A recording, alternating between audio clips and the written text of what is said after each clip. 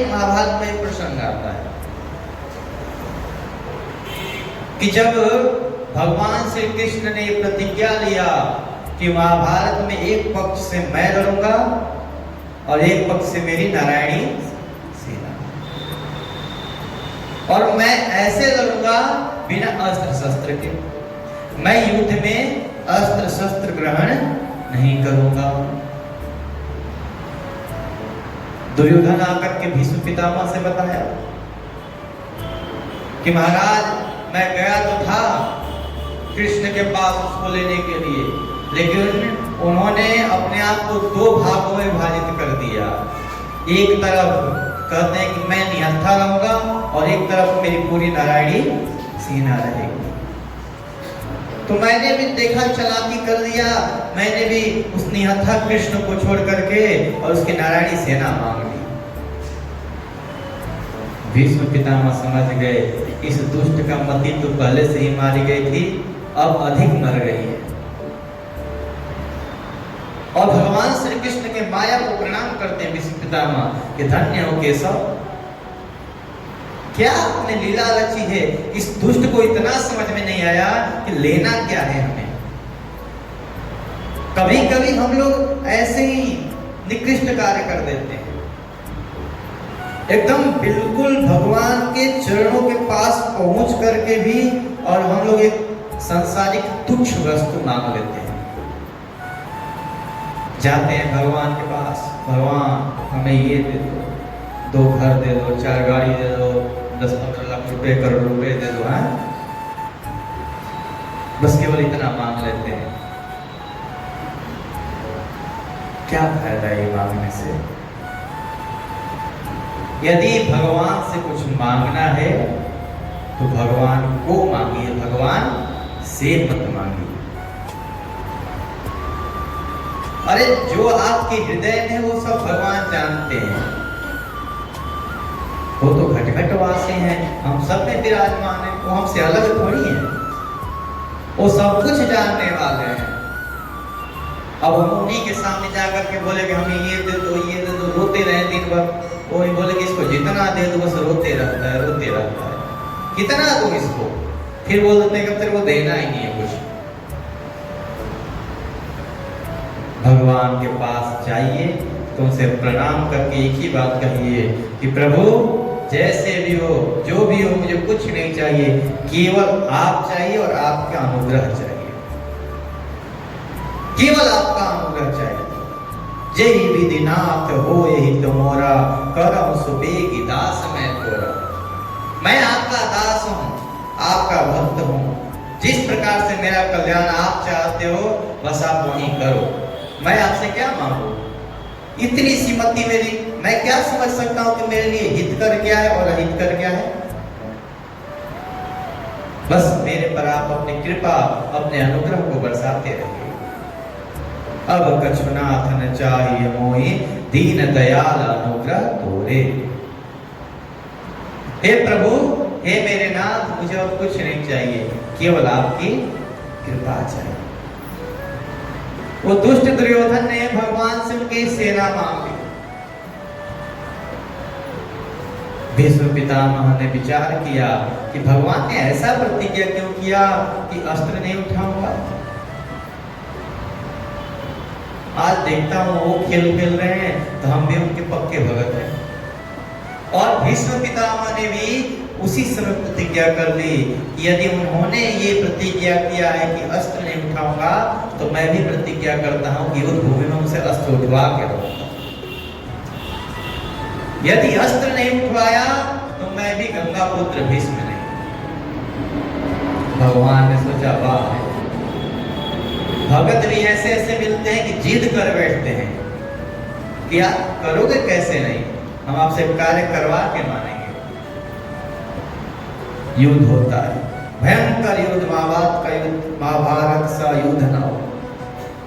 महाभारत से अभी तक कोई उतना बड़ा, उतना भयंकर युद्ध नहीं हुआ जिसका 18 बड़ी सेना।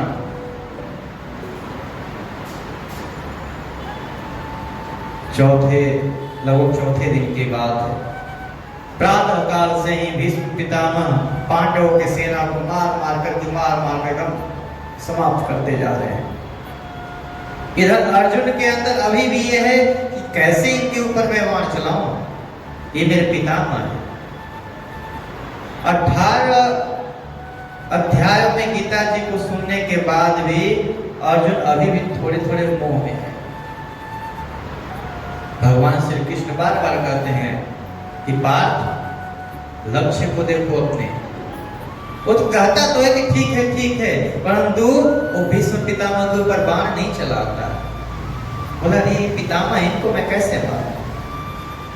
भीष्म पितामह ने अपने 2 अमोघ बाण से, एक बाण से उनके ध्वजा को काट दिया और दूसरे बाण से उसके अर्जुन के बाण को काट दिए। जब भगवान श्री कृष्ण देखते हैं कि अरे ये तो अर्जुन कायरपन दिखा रहा है, बाण चला ही नहीं रहा है। जब तक ये अपने गांडीव पर बाण रखता है तब तक उधर से भीष्म पितामह चला देते हैं। और अर्जुन को साधारण थोड़ी है, अर्जुन सर्वश्रेष्ठ धनुर्धर है। ये केवल आपस में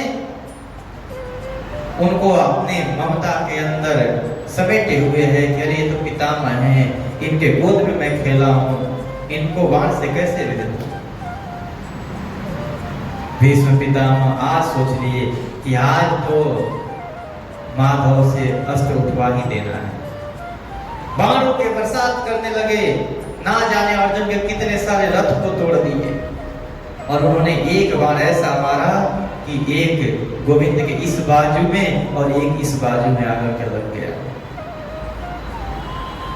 गोविंद के जब बाजू में लगा पूरा हाथ लथपथ खून से हो गया है। अर्जुन देख करके भी फिर भी अभी मुंह में फंसा हुआ है। भगवान बोले कि ये ऐसे नहीं मानेगा। तुरंत रथ से उतरे और बोले पार्थ तुम कायर बने रहो, मैं ये धर्म युद्ध लड़ रहा हूँ। आज जो तुम्हारे रथ के सामने बैठा हूँ, रथ के आगे बैठा हूँ, ये मत समझना कि तुम मेरे बुआ के पुत्र हो इसलिए बैठा हूँ ना। ये धर्म युद्ध है इसलिए मैं बैठा हूँ। तुम इन भीष्म पितामह को नहीं मारोगे तो मैं मारूंगा। धर्म के रक्षा के लिए यदि किसी को भी समाप्त करना पड़े तो उसको कर देना चाहिए। और भगवान श्री कृष्ण रथ से उतर करके और वहीं रणभूमि में एक रथ का पहिया पड़ा हुआ है, उस पहिए को उठा करके और जोर से घुमाए हैं। इतना तीव्र से घुमाए हैं कि मानो ऐसा लग रहा है कि भगवान के हाथ में सुदर्शन चक्र आ गया हो। भीष्म पितामह देखे कि बस जो मैंने प्रतिज्ञा की थी वो अब पूर्ण हो गई। उन माधव उन गोविंद को भी मैंने रणभूमि में उतार दिया और तुरंत अपना धनुष रख करके कहे आओ माधव, मैं तो चाहता ही हूं कि आपके हाथों से मेरा उद्धार समाप्त कर दो। अर्जुन ने देखा ये तो अन्याय हो जाएगा, क्योंकि गोविंद ने ये प्रतिज्ञा किया है कि मैं रणभूमि में अस्त्र नहीं उठाऊंगा। और इन्होंने यदि भीष्म पितामह पर ये अस्त्र चला दिया तो ये धर्म नहीं है, धर्म हो जाएगा। तुरंत अर्जुन गोविंद के चरण को पकड़ लेता है, कहता है क्षमा करो गोविंद, अब से मैं इनके अंदर अपने पितामह को नहीं देखूंगा। अब इनके अंदर सामने वाले शत्रु पक्ष के सेनापति को देखूंगा और इनसे वैसे ही युद्ध करूंगा जैसे एक शत्रु से किया जाता है। आप हम पर कृपा करें, नहीं तो ये लोग, ये संसार मुझे पापी समझेगा कि मैं आपके साथ होकर के भी और यह अधर्म होते देखा। हे नाथ, आप कृपा करके यह अधर्म न करिए। भगवान श्री कृष्ण तुरंत शांत हो गए और अर्जुन को सारी बात बताए कि अर्जुन ये मैं भी क्रोध नहीं कर रहा था, ये तो भीष्म पितामह की एक प्रतिज्ञा थी, उसी प्रतिज्ञा को पूर्ण किया। जिस दिन मैंने प्रतिज्ञा किया था कि मैं अस्त्र नहीं उठाऊंगा, उसी दिन इन्होंने भी प्रतिज्ञा कर दिया कि मैं अस्त्र उठवा करके रहूंगा। अरे मेरा मान टलता है टल जाने दो, मेरे को अब कीर्ति लगते हैं तो लग जाने दो, परंतु मेरे भक्त का मान कभी टलना नहीं चाहिए। ये है परमेश्वर। यदि सच्चे मन से हम उस परमेश्वर को चाहेंगे तो अपने सारे नियमों को तोड़ करके वो परमेश्वर आते हैं। वेद भगवान को कहता है कि भगवान कैसे हैं? अपौरुषेय हैं, अजन्मा है, अविनाशी हैं, निर्विकार हैं, निर्लेप हैं, ऐसे भगवान का स्वरूप का वर्णन वेद भगवान करते हैं। ये वेद क्या है? एक भगवान का नियम है। वेद भगवान ने नियम बना रखा है हमारे लिए कि क्या क्या करना है, क्या क्या नहीं करना है।